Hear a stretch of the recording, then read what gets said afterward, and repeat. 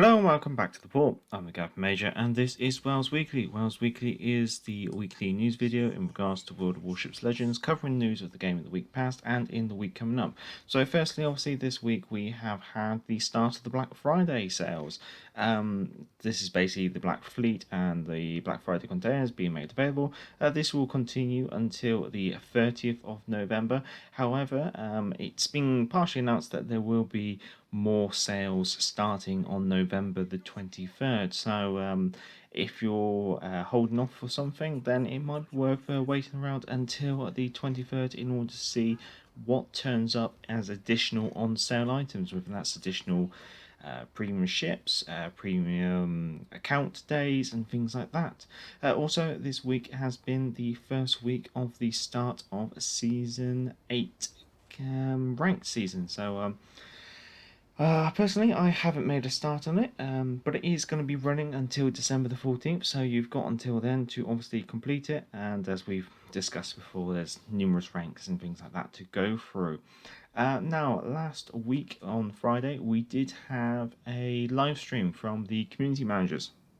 And so I have taken some notes from that live stream, because I know that sometimes sitting down to watch 2 hours of live stream just to get a couple of tidbits here and there can be, it's not everyone's taste, is the best way to put it. Here's a nice little summary of what was discussed during that live stream. Well, first of all, there is the big news that aircraft carriers, they're planning to do testing, at least the first round of testing, the first quarter of 2021. So that's basically January, February, March, and they're basically saying it's probably going to be sooner rather than later. Now, they also confirmed that the January patch will also be a 6-week patch, or the December slash January patch, I guess you could say. So basically, this patch that we're in currently is going to be going until the 21st of December. Then the second patch, the December patch, I guess you say, is going to be the 21st of December till the 1st of February. Then the following patch will be the 1st of February to the 8th of March, on the assumption that it is a 5-week campaign. And then after that, obviously, the March campaign will just start on the 8th. So there's not really much window really for them to do the test in the aircraft carriers. Whether the test in the aircraft carriers will be in January onwards, very much like they did with the Yamato event, or whether it will be following up in the February patch. Those, I guess, are your two biggest bets. Now, the reason why this patch, the November patch and the December patch, are being 6 weeks rather than 5 weeks long is simply because it's due to obviously the holiday season, and also it's allowed them a bit more development time to try and fix some bugs, and that could kind of be hinted towards the aircraft carriers, simply because they have the reason they were expecting to test aircraft carriers about now, but obviously just due to development time and some of the bugs that they have encountered, they have had to push it back until first quarter. So whether that's why they're stretching out these two patches just to bring them in, probably in that February patch, or somewhere around then. Now, another item, or probably the next big item of news, I guess you could say, is going to be the armor viewer. Now, it might be coming next patch or the one after it, so that's going to be quite interesting to actually be able to get an understanding of the armor setups of some of these ships and understand their weaknesses and strengths. Some of these points we have covered previously. So cross-platform divisions is definitely going to be coming before clans, and clans are expected in 2021. Also, as you know, the new generation consoles are coming into play, but not everyone's going to be jumping ship and moving straight over to those straight away. And so it has been confirmed that the older consoles, that's the PS4 and the Xbox One, will be supported for several years. So there's no real rush at the moment to have to jump ship and get the new consoles. Now, this is my little British section, I guess you could say. Someone asked the question: will the next Bureau ship be British? They basically said the next Bureau ship will not be British, but. Now, but what do you mean by but? Could that be that the next campaign reward ship could be British? If the next campaign ship is British, then that really only leaves the Duke of York as a British premiership that we have not yet received. Um, or could it be something else? It's definitely not British heavy cruisers. They have been had a line stricken through them over and over again, unless they're really leading us up the garden path. Um, whether it could be a legendary ship as a campaign reward. I mean, it's a 6 week patch. Maybe having a legendary ship as a reward could be something that they might want to test. Or could the aircraft carrier within the testing be British? Could it be Ark Royal or something like that? I mean, basically, we know there's something British coming. We know it's not a bureau ship, but it's going to be something, and we're not sure what.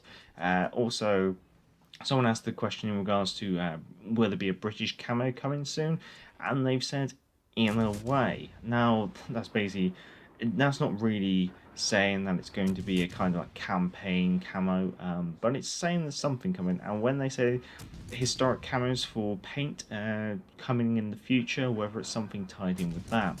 We've also got a bit more news on the 6-inch Megami, or the 150mm gun style Megami. Basically, previously when they've been asked this, they basically said she'd probably come as a new ship, probably as a campaign reward. This is a slightly different response this time. They said she's going to be in some form or another, either as a module for the Megami or as a new ship. So kind of throwing it open again there, so not quite sure what's going to be happening there. Now, they also did mention a couple of ships that were being reviewed by the development team for a possible buff. These ships were the Nagato, the Cheshire, and the Cossack. So, obviously, it doesn't mean that those ships will get a buff, but it does mean that those ships are being reviewed. Another item is that they are looking at lowering the service cost for Tier 7, or at least it's being considered. Whether or not it actually will come through is yet to be seen. They did also confirm that there will be a Christmas event. Now, whether by Christmas event, whether they mean that actually will be an event, or whether it will just simply be, yes, there'll be some Christmas stuff, is yet to be seen, but obviously we'll know more as we get closer to the date when it comes to the patch notes. And then we got a couple of the usual no's, basically no plans for new maps and no plans for pure night maps. They've also, someone also asked, will there be a new batch of legendary ships in the next update? They said yes and no, which is a really strange one. Like, how can you have a legendary ship in the next update? Yes, but no. That's a really weird one. So that's why it kind of. So the ship's legendary, but it's not a legendary tier ship, I guess you could say. So it something big, something British coming soon. Not sure what. Really strange one, I guess you could say. Now we also have a breakdown of the Shimakaze and the Karabosk in regards to their progress in the Bureau. Now, one thing to note, especially only on the Shimakaze, if you assign a premium ship to the fleet segment of your Bureau, the premium ship will actually tick over more points per second compared to a tech tree ship. So that's quite interesting. It's basically rewarding you a bit more for having that premium ship. Now, this is not the case for the Karabosk Bureau, I guess you could say. So, going back to the Shimakaze Bureau, one thing to note is that of the fleet ships, excluding the premiums, they're pretty much all French, British, and Japanese ships, which is quite interesting.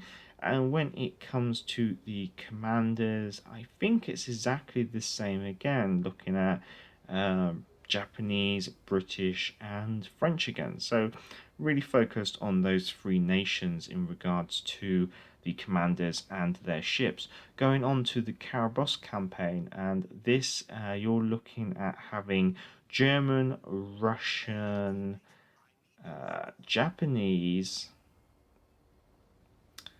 commanders and American commanders in there, so and Italian, so quite a big mix. Not really focused in, kind of all over the shop there. And it's the same when it comes to the ship. You're looking at Russian, Japanese, German. Just seeing if there's any others. Don't think there's any American. Oh no, there is an American ship. Yes, there's some American ships there as well. So, again, quite a big mix of nations. A lot more wider spread in comparison to the Shimakaze. So, all in all, that's most of the news, to be totally honest. What to expect in the week coming up? Not really anything to report. Obviously, on the 23rd, we'll see more coming to the store, which is on Monday, so that's going to be quite interesting to see what additional Black Friday sales. But again, like I'm saying, I suspect it's just going to be some more discounts on premium ships and Days Premium. Now, also, they have done a survey, link down in the description if you wish to partake. There's no real rewards for partaking in the survey, but it's simply just to judge the player base's response to the modifications done to the secondaries and other things like that throughout the game, I guess you could say. So, going on to channel news, and not really too much to report, I have to be completely honest. Just plodding along, keeping going. Obviously, finished reviewing all of the Japanese alternative destroyers, which has been quite nice. Obviously, videos planned coming up. Well, I will be doing a let's play in the Akizuki. Someone did also request a review of the Polish destroyer, and I'll see what I can do with that. Just got to find some time to actually start playing that, and then I've got to try and find some time to start cracking on with ranked. So hopefully, fingers crossed, I can have some nice luck with that. Well, that's everything in regards to WoWs Weekly. I hope you've enjoyed it, and if you have, if you could give it a thumbs up, that'd be much appreciated. Hopefully you have enjoyed the gameplay in the background. If you already are a subscriber, I'd say thank you very much, and if you are not a subscriber, why not consider subscribing? It's free to do so. Down in the description will be the email address and the link to Patreon. Until next time, I'm the Gareth Major, and back to the port.